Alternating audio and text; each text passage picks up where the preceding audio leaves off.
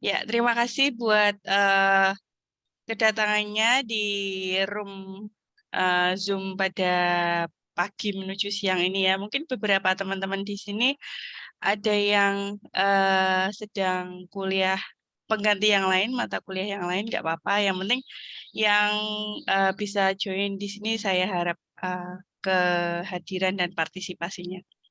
Ya, yang lain monggo silahkan di turn on kan dulu kameranya. Eh, Mohon izin ya, ini perkuliahan kali ini saya gabung karena kemarin kebetulan saya sedang mengikuti pelatihan, jadi harus apa ya mengganti dan untuk efisiensi saya gabung saja hari ini. Begitu. Terima kasih buat yang sudah on cam. Ya, baik, pagi ini kita akan membahas, kita bertemu di pertemuan ke-15 ya, pertemuan terakhir sebelum nanti di pertemuan ke-16 kita UAS. Sebelumnya teman-teman di sini sehat ya? Sehat semua nggih? Ya, Sehat, Bu. alhamdulillah nggih. Terima kasih. Ya, teman-teman di sini saya gabung di kelas 13 F4, F5, dan F6. Jadi agar nanti pelaksanaannya juga efisien, nggak mengulang satu-satu begitu ya. Oke, ini sudah ada cukup banyak 28 peserta.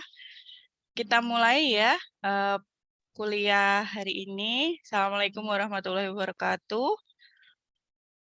Selamat pagi semuanya. Pada hari ini izinkan saya untuk share screen dulu mengenai materi. Mungkin teman-teman di sini sudah ada yang membaca materi ya yang sudah saya unggah di e-learning kemarin. Ya, pada pertemuan hari ini kita akan membahas mengenai analisis kasus yang berkaitan dengan pelanggaran kode etik. Ya, untuk melihat pemahaman saudara-saudara sekalian, di sini saya pengen dengar dong pendapatnya Mas Stanislaus ya, coba. Apa yang ada dalam gambaran Mas Stanislaus ini tentang pelanggaran? Dari kata pelanggaran itu menurut Anda bagaimana? Pelanggaran itu kesalahan yang disengaja. Iya, bagus sekali. Ya, ada yang ingin menambahkan yang lainnya? Silahkan.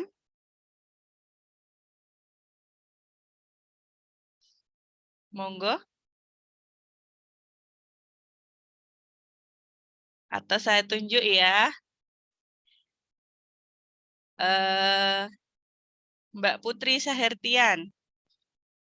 Mau melengkapi Mbak mungkin?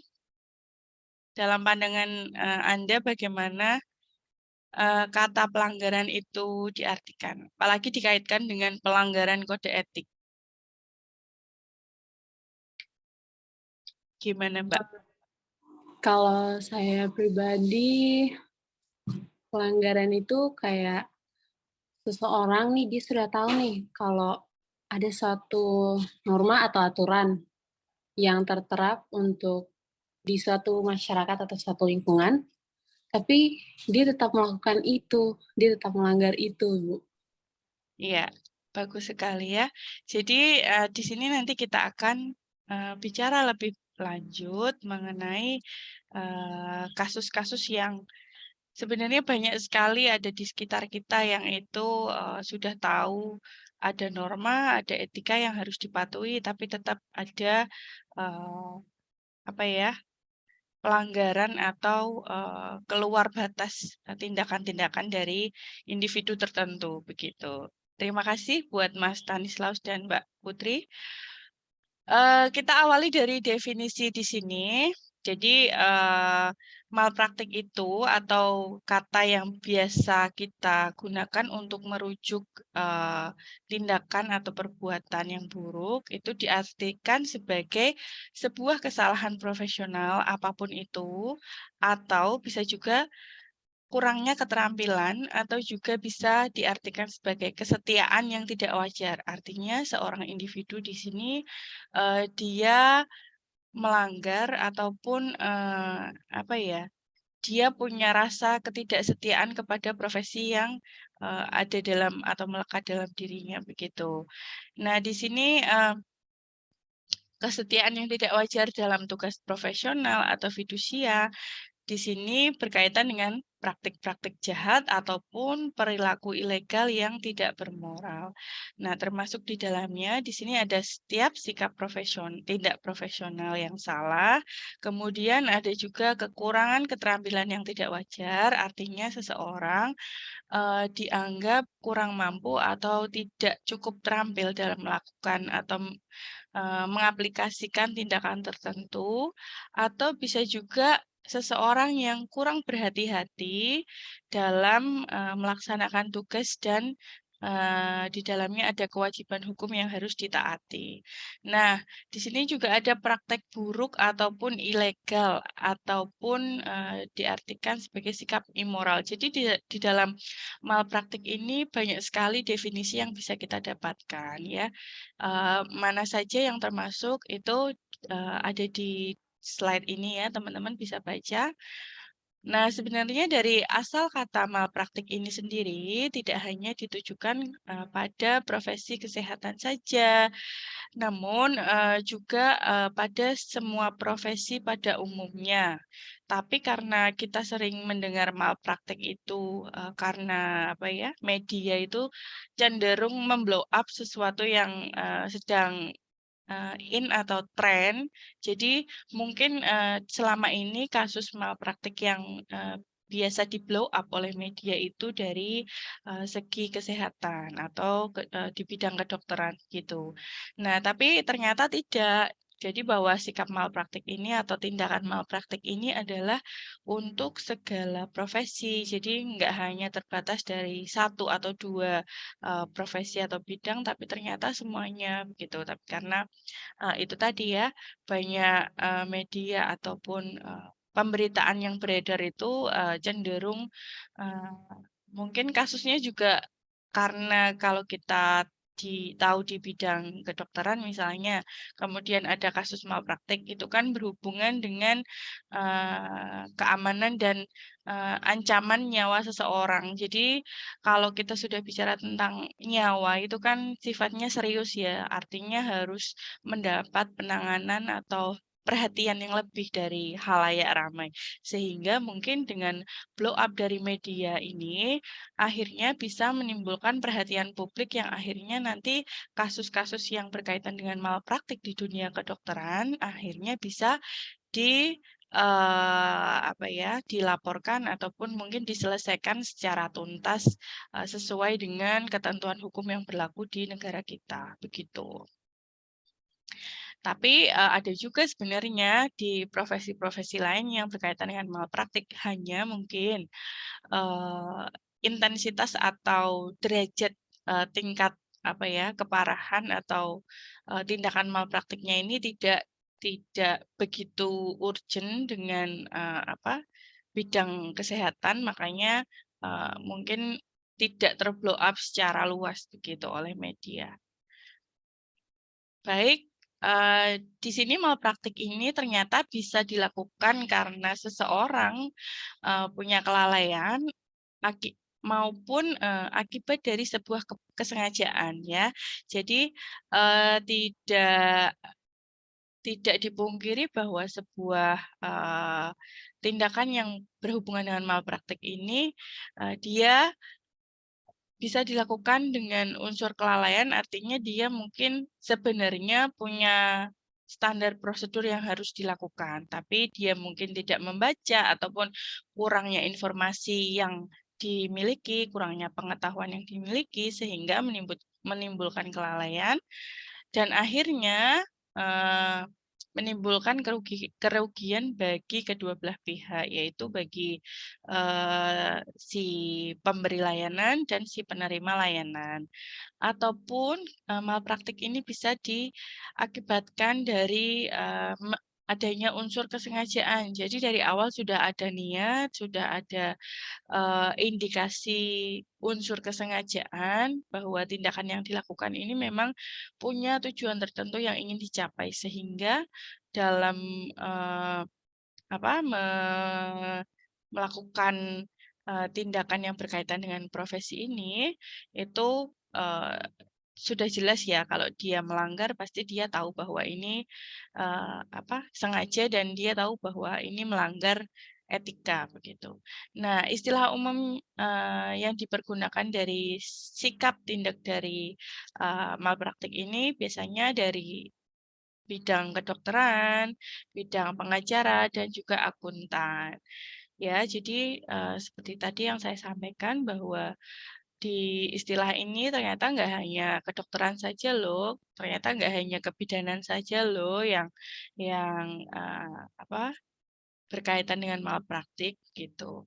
Nah, di sini kegagalan untuk memberikan malpraktik ini sendiri juga kita bisa asumsikan sebagai kegagalan untuk memberikan pelayanan profesional dan melakukannya pada ukuran tingkat keterampilan tertentu dan kepandaian yang wajar di dalam masyarakat oleh teman sejawat dari rata-rata profesi tersebut, sehingga akhirnya bisa mengakibatkan luka ataupun kehilangan ataupun kerugian pada penerima layanan tersebut, yang justru penerima layanan tersebut menaruh kepercayaan kepada si pemberi layanan, gitu.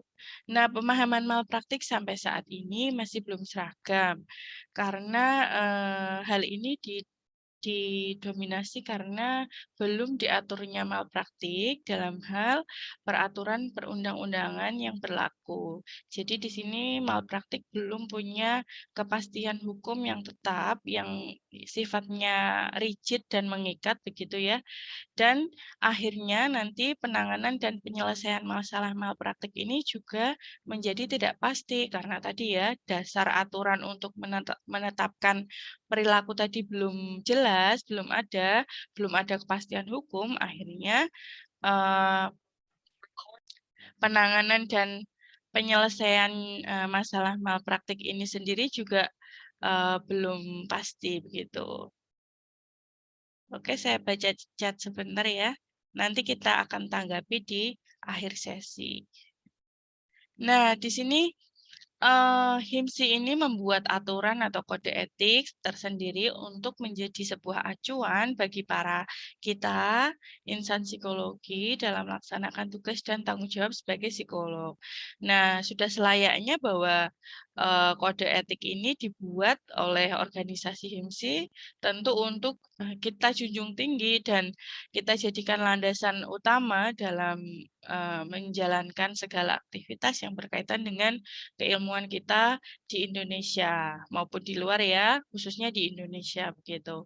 Nah, akan tetapi meskipun sudah ada aturan tertulis, ada etika, ada hukum yang tertulis, maksudnya hukum-hukum yang sudah ada di negara kita, ternyata banyak juga yang hal-hal yang terkait dengan aktivitas psikologi ini yang tidak sesuai dengan kode etik yang ada.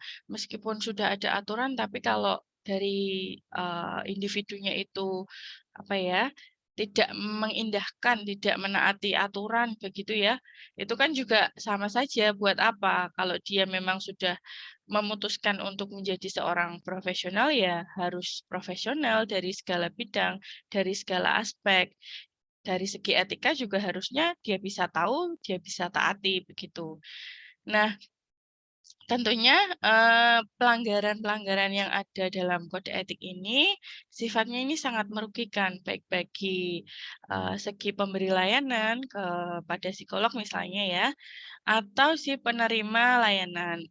Nah, dari segi psikolog ini nanti akan dirugikan terkait dengan profesionalitas kerjanya. Nanti orang-orang akan jadi menganggap bahwa ternyata psikolog X tidak profesional, ternyata psikolog X tidak bisa bekerja sesuai dengan pakem yang sudah ada, ternyata dia melanggar aturan dan sebagainya begitu ya. Jadi nanti tingkat kredibilitasnya juga akan menurun, akhirnya juga orang-orang jadi ragu untuk menggunakan jasa psikolog X tersebut misalnya. Nah, kemudian dari klien atau pengguna jasa, penerima layanan tersebut. Jadi tentu mereka adalah orang yang pertama dirugikan karena secara apa ya, secara moral dan material tuh bisa sangat dirugikan ya karena dia sudah misalnya membuat apa janji untuk mengadakan intervensi begitu ya, itu kan artinya dia sudah meluangkan waktu, tenaga, biaya juga untuk melakukan konseling itu ya. Itu juga ada kerugian material yang ditimbulkan kalau nanti di kemudian hari diketahui psikolog itu akan ternyata tindakan yang dilakukan ada penyimpangan atau malpraktik begitu. Yang bisa teman-teman kerjakan di waktu sesuai jadwal yang sudah ditentukan oleh universitas atau kampus ya. Kira-kira itu saja. Jangan lupa untuk melengkapi apa tugas-tugas ataupun asesmen yang sudah saya cantumkan di e-learning. Juga kayak gini, menurutmu gimana yo treatment-nya yang lebih apa atau intervensi yang bisa lebih baik daripada intervensi X misalnya. Nah, itu boleh kalau misalnya memang yang diajak bicara ini dia kompeten yang pertama karena berkaitan dengan intervensi. Yang kedua kalau hanya sekedar menceritakan secara apa ya eksplisit, tidak gamblang, tidak menyeluruh begitu itu ya nggak apa-apa karena kita sebagai makhluk sosial juga saya yakin nggak terlepas dari kebutuhan kita untuk bisa sharing dengan orang lain. Jadi menurut saya itu tergantung dengan apa ya tanggung jawab kita untuk bisa menjaga kerahasiaan data dari klien yang kita tangani. Sudah sampai situ gitu. Ya. Ada pertanyaan lain? Saya mau izin bertanya lagi, Bu, sebelumnya. Iya. Oke, silakan Eee, Mbak.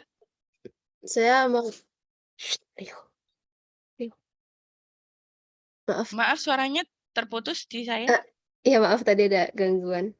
Enggak, Oke. eee, saya mau tanya soalnya tadi kan, Ajeng juga sempat, bilang kan mengenai soal edukasi tentang Mhm. psikologi. Nah, itu saya juga sempat kepikiran. Nah, kebetulan, pas puasa kemarin kan saya juga ada ikut webinar. Dia ini Mhm. tentang psikologi. Dia mengangkat tentang coping stress dan gaslighting. Nah, tapi, pembawa acaranya ini dia berlatarkan, sarjana pendidikan, maksudnya itu mahasiswa, dia masih mahasiswa yang Oh. membawakan, namun dia ngambil jurusan pendidikan dan juga bintang tamunya ini bukan, seorang psikologi, tapi seperti, aktivis aktivis ini aja, peduli mental aja gitu. Mhm. Dia itu memberikan, edukasi-edukasi gitu, Mhm. terkait psikologi itu kan karena kan saya ngehnya itu coping stress ini kan juga asalnya dari psikologi, Iya tentang betul. manajemen emosi gitu kan. Iya betul. Sama gaslighting kan Iya. juga itu bobotnya bobot psikologi saya ngehnya kan. Nah, Iya. apakah dengan seperti itu mereka juga termasuk melakukan pelanggaran kode etik atau gimana, Bu? Terima kasih. Iya. Iya. Heeh. Terima kasih pertanyaannya Mbak Safa. Saya coba jawab di sini. Kalau kita sebagai insan psikologi, kita tahu kode etik itu kita melakukan kompetensi yang bukan kita kuasai itu tentu kita melanggar kode etik. Tapi karena mungkin pengetahuan yang didapat sekarang ini kan sangat mudah ya, sangat bebas dan banyak sekali sumber-sumber yang bisa kita akses di era sekarang ini. Jadi memungkinkan orang-orang di luar psikologi yang bukan berlatar belakang pendidikan psikologi, dia juga akhirnya karena bisa mengakses informasi yang sangat masif itu tadi, dia bisa menggunakan informasi tersebut untuk disebarkan ke orang lain. Nah, kalau berkaitan dengan pelanggaran atau tidak, saya kira selama informasi itu tersedia bebas itu dan dilakukan hanya untuk sekedar apa ya, sharing ataupun berbagi pengalaman, misalnya dia membahas materi coping stress. Oke, coping stress adalah salah satu topik yang sangat familiar di bidang keilmuan kita. Tapi eee, orang yang nggak kenal psikologi pun bisa belajar coping stress gitu loh. Dari misalnya orang pendidikan, dia ternyata ketika dia punya banyak masalah, dia bisa survive, dia bisa tetap melaksanakan kegiatan sehari-hari dengan baik. Itu kan berarti secara nggak langsung tuh walaupun dia nggak tahu itu sebenarnya istilah coping stress dia bisa begitu loh. Mungkin dimaknai dengan istilah lain. Nah, akhirnya ketika dia mungkin banyak baca referensi dan dia menemukan satu istilah yaitu coping stress, makanya dia bisa bahas di forum webinar begitu. Jadi mungkin saya garis bawahi di sini pelanggaran atau tidaknya itu kita juga harus lihat bahwa walaupun dia bukan dari orang psikologi, tapi konteksnya jika dia sharing begitu, itu bukan termasuk dalam sebuah pelanggaran, ya. Dan ketika dia batasannya dia tidak sampai melakukan intervensi, itu juga bukan suatu bentuk pelanggaran kode etik, begitu. Begitu Mbak Hana, ada yang kurang terpuaskan jawabannya? Baik, Bu. Sudah paham. Terima kasih banyak, Bu. Nggih. Ada yang lain? Wah, ini lumayan ya yang ikut 30. Karena mungkin yang lain masih ada kuliah tambahan, nggak apa-apa. Yang penting yang bisa join, saya harap bisa join. Iya, ada pertanyaan lagi sebelum saya tutup perkuliahannya? Tidak ada? Ya, saya sampaikan di sini bahwa nanti ujian akhir semester berupa soal pilihan ganda ada 50 yang bisa teman-teman kerjakan di waktu sesuai jadwal yang sudah ditentukan oleh universitas atau kampus ya. Kira-kira itu saja. Jangan lupa untuk melengkapi tugas-tugas ataupun asesmen yang sudah saya cantumkan di e-learning. Juga buat teman-teman di sini yang kemarin tidak ikut ujian tengah semester UTS, itu nanti bisa WA saya ya. Kebetulan kemarin ada yang WA tapi sudah lama sekali saya lupa membalas dan orangnya juga nggak WA saya lagi. Saya pikir ya sudah nanti misalnya harus mengikuti ujian ulang ya nggak apa-apa karena yang bersangkutan kan tidak menghubungi saya lagi begitu ya. Artinya tidak ada upaya lebih lanjut untuk menanyakan ini. Karena kalau kadang ya saya harap mahasiswa juga punya apa pemahaman bahwa kami kadang banyak sekali hal yang harus dikerjakan, jadi terlupa untuk membalas itu nggak apa-apa untuk ditanyakan lagi begitu. Jadi jangan di berhenti di situ, tapi kalau memang ada yang kurang terpuaskan bisa dihubungi lagi untuk mendapatkan jawaban yang lebih jelas gitu, harapannya begitu. Nah, ya. Baik, saya kira cukup pertemuan 15 di sini. Terima kasih atas kehadiran saudara-saudara sekalian. Sebelum saya tutup, ada baiknya kita akhiri perkuliahan dengan berdoa sesuai kepercayaan masing-masing. Berdoa dipersilahkan.